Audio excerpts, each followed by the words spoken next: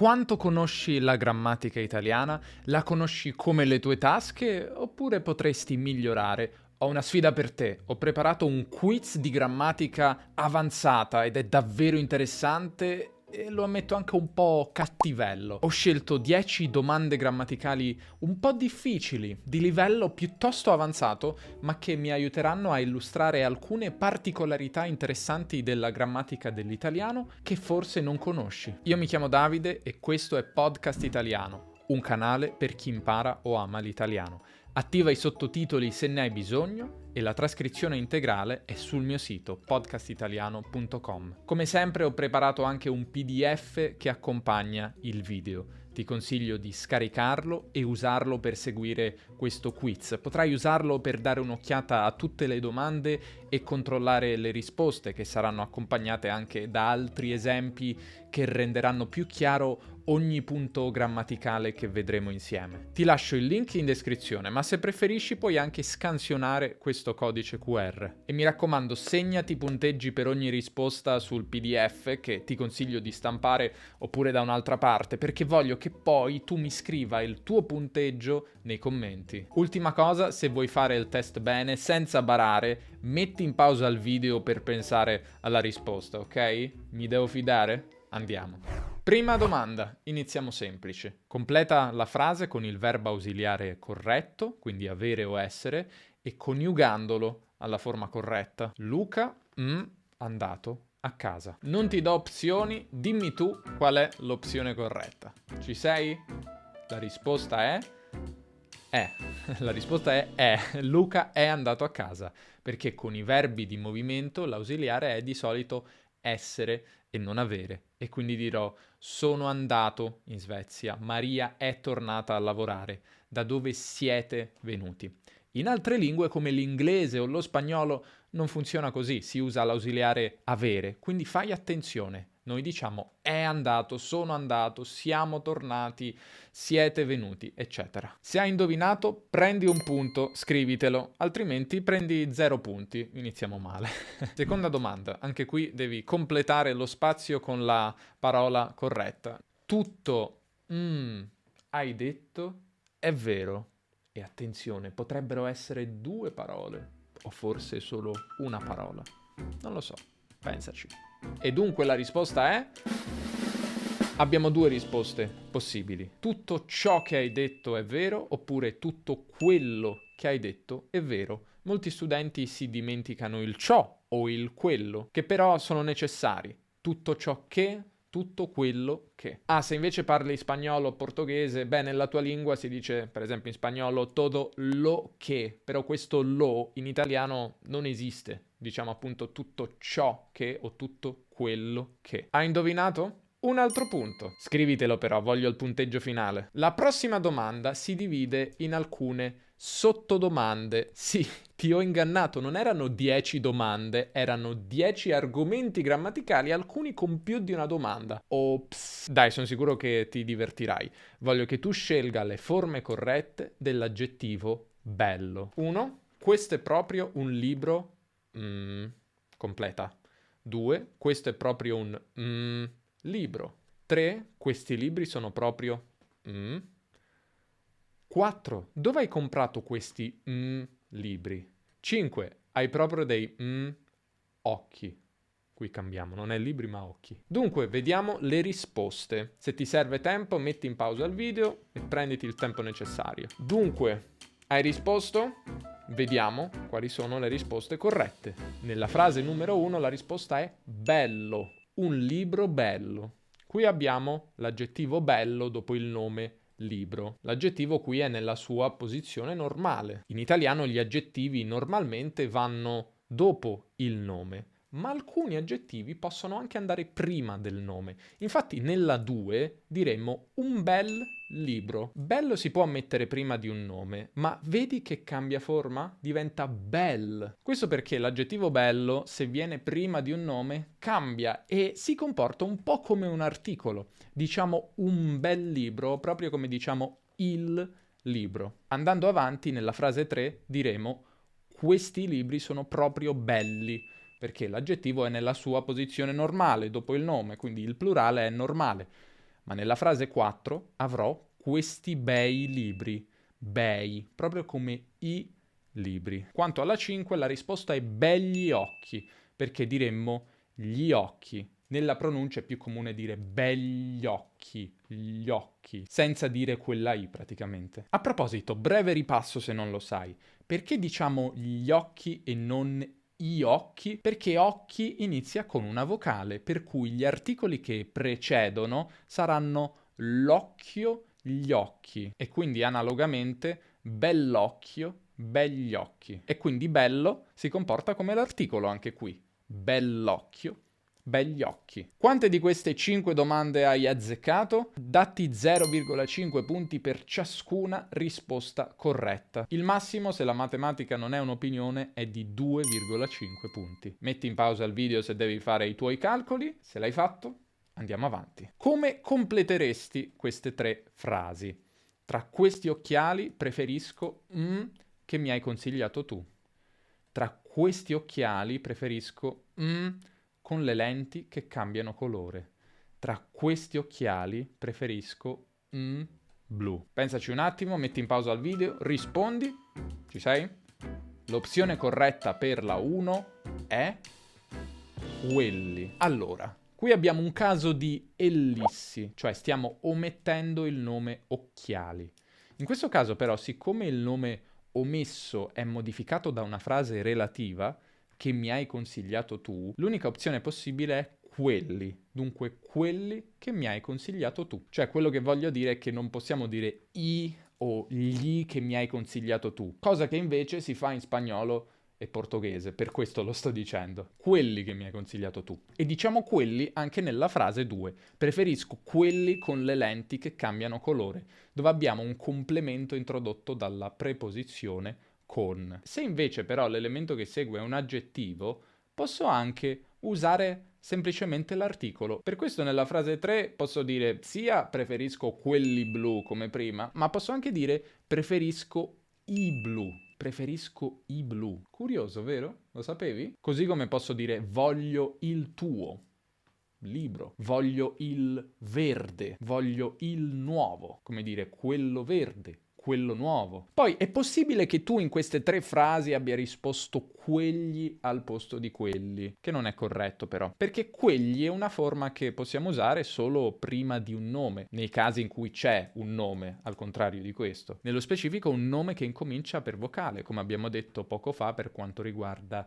gli occhi, begli occhi. E quindi dirò quegli occhi o quegli occhiali sono molto belli, proprio come dirò gli occhiali. Ma se il nome non è presente perché ometto il nome, dovrò per forza dire quelli, e dunque quelli che mi hai consigliato tu, quelli con le lenti che cambiano colore, quelli blu o i blu come abbiamo visto. È un po' come posso dire voglio un libro breve, ma se togliamo il nome dovrò dire ne voglio uno breve. Ah, prima di un nome che inizia per consonante cosa diremo? Per esempio, ragazzi sono davvero simpatici. Qui diremo quei ragazzi, proprio come diciamo i ragazzi, dei ragazzi, bei ragazzi. Ma anche qui se tolgo il nome, se lo ometto, e quindi abbiamo un'ellissi, dovrò dire quelli. Per esempio, tra tutti i ragazzi che ho conosciuto in palestra,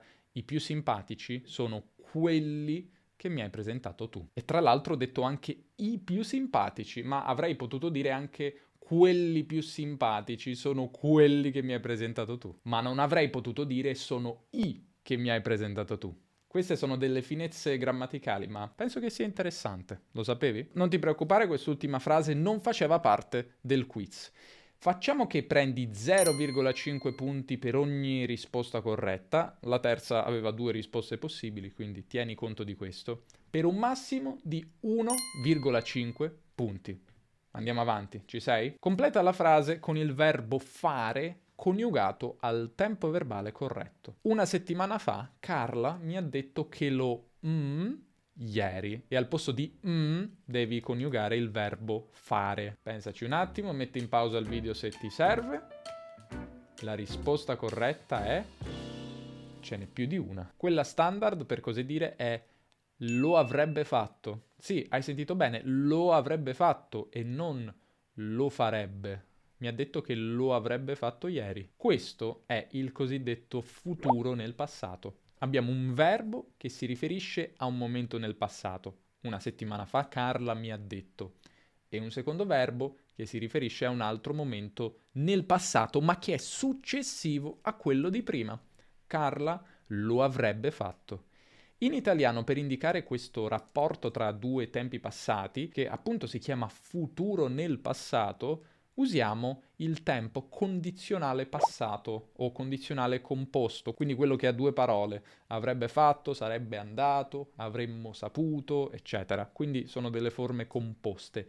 In altre lingue europee invece si usa il condizionale semplice. Ho presente, in inglese per esempio questa frase sarebbe A week ago Carla told me she would come yesterday, non would have come.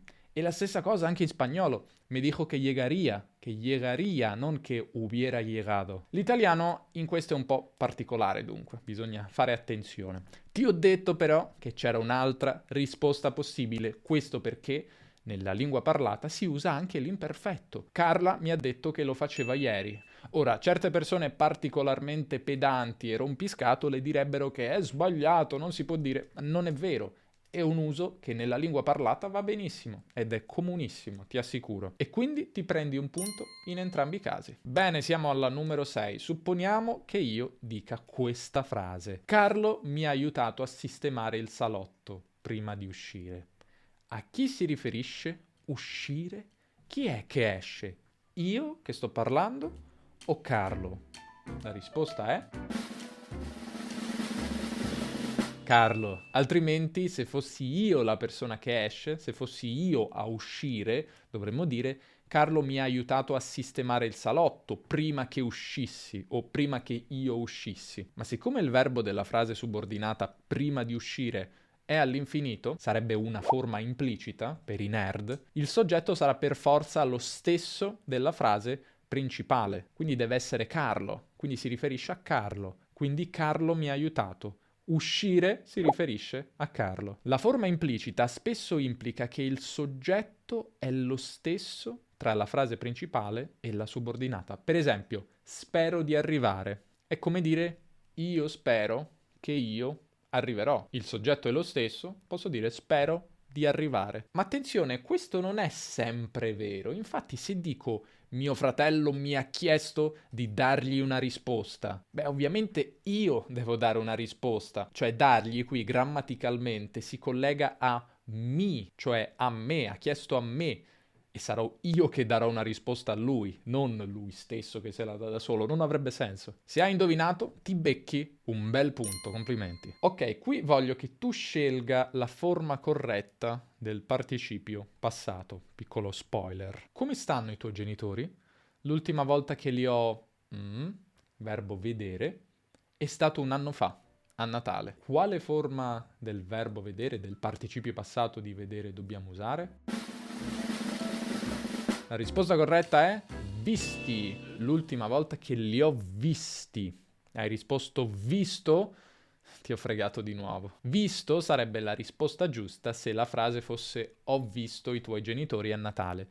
Ma siccome qui prima del verbo abbiamo il pronome li che sostituisce i tuoi genitori, il participio passato deve essere maschile plurale. Li ho visti. E se invece parlassi, che ne so, delle tue sorelle, quindi un femminile plurale, dovrei dire le ho viste. Ho visto le tue sorelle, le ho viste. Sapevi che funzionava così? Se hai indovinato, bravo, brava, ti prendi un bel punto. Ti stai segnando i punti, vero? Numero 8. Quale di queste frasi vuole l'indicativo al posto del congiuntivo? Ed è quindi scorretta. Nonostante la adori, non mangerei pizza tutti i giorni.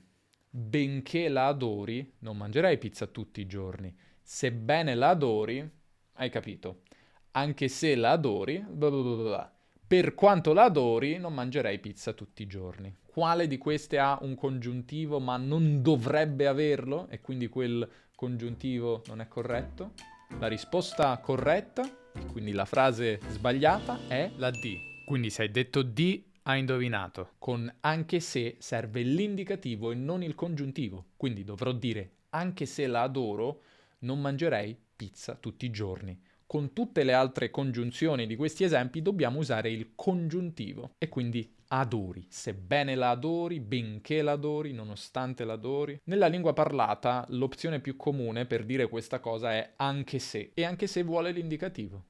Nonostante e per quanto sono abbastanza comuni, mentre secondo me benché e sebbene sono decisamente più formali. Questo tipo di frase si chiama in gergo concessiva. Nella grammatica una concessione è una circostanza che non ostacola un'altra circostanza. Cioè, data una circostanza, ci aspettiamo X, ma invece X non avviene. Anche se piove, esco. Anche se piove è una circostanza che non ostacola il fatto che uscirò, che quindi è un po' inaspettato. Anche se quindi vuole l'indicativo, ma c'è un caso dove si usa anche il congiuntivo. Sono i casi come anche se volessi non avrei tempo di farlo. Qui però quel se introduce una vera e propria condizione, una frase condizionale. Possiamo dire anche nel caso in cui volessi. Quindi questo è un caso di periodo ipotetico un po' particolare. È un mix di periodo ipotetico ma con la frase iniziale che è un po' condizionale, un po' concessiva. Anche se volessi comunque è uno scenario ipotetico, non è reale, mentre anche se l'adoro è la realtà, non è ipotetico. Anche se adoro la pizza vuol dire che io veramente adoro la pizza. Se dico anche se adorassi la pizza, è una condizione non reale.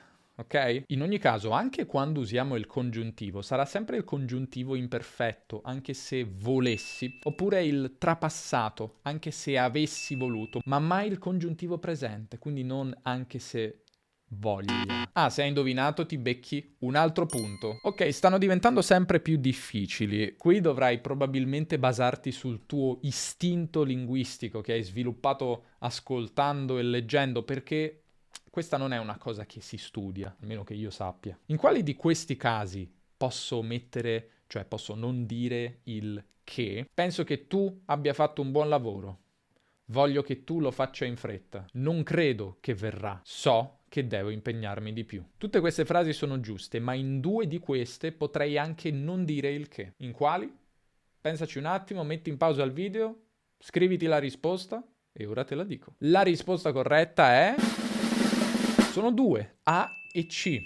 Posso infatti dire penso tu abbia fatto un buon lavoro e non credo verrà. Siamo però obbligati a dire voglio che tu lo faccia in fretta e so che devo impegnarmi di più con il che. Ok, ma come funziona questa cosa? C'è una regola, perché sta stranezza? Non è semplicissimo, ma diciamo che in genere si può mettere il che con verbi psicologici come pensare, credere, immaginare, supporre, sperare, dopo i quali ci vuole il congiuntivo, tra l'altro. Penso sia interessante, credo tu abbia capito, suppongo le cose stiano così, spero tua sorella arrivi presto. Il che si può anche omettere se abbiamo il futuro, come nella frase ci. E quindi non credo verrà, spero capirà. Se parli inglese, avrai notato che in inglese il that si omette molto più regolarmente che il che in italiano. Per esempio, puoi dire the book I read, che in italiano però deve per forza essere il libro che ho letto, e questa sarebbe una frase relativa. Oppure he said he wants to come with us, che in italiano però è ha detto che vuole venire con noi, non si può togliere il che. Dunque rispetto all'inglese sono molto più limitati i casi in cui il che si può eliminare, ma esistono. Facci caso quando ascolti o leggi l'italiano e se hai indovinato, prenditi quest'altro bel punto. Ultima domanda, sei stanco, sei stanca? Io pure, ma ce l'abbiamo quasi fatta. Completa questo breve racconto con il tempo verbale giusto. Puoi scegliere tra imperfetto e passato prossimo, o se preferisci, passato remoto. Ah, che nostalgia dei vecchi tempi. Mi ricordo quando io e la mia famiglia andare, noi, alla casa al mare ogni estate. Essere noi, felici e spensierati. Mi ricordo quando un giorno fare, noi, una gita all'isola d'Elba. Quel giorno, mentre esplorare, noi, la spiaggia, io trovare, io ovviamente, una conchiglia bellissima. Quella volta divertirsi, noi, molto. Ok, qui metti in pausa il video, completa con le risposte e poi vediamo. L'hai fatto? Mi devo fidare? Stai barando? Spero di no. Ok, nel primo caso dobbiamo dire andavamo. Si parla di una circostanza che si ripete ogni estate. Quindi serve l'imperfetto, ma l'imperfetto dà anche il contesto della narrazione, il contesto all'interno del quale succederà qualcosa. Abbiamo anche eravamo felici con un altro imperfetto, anche questa è un'informazione di contesto. Poi inizia il racconto vero e proprio, succedono delle cose, dunque dobbiamo scegliere tra due opzioni, passato prossimo o passato remoto, che mandano avanti la narrazione.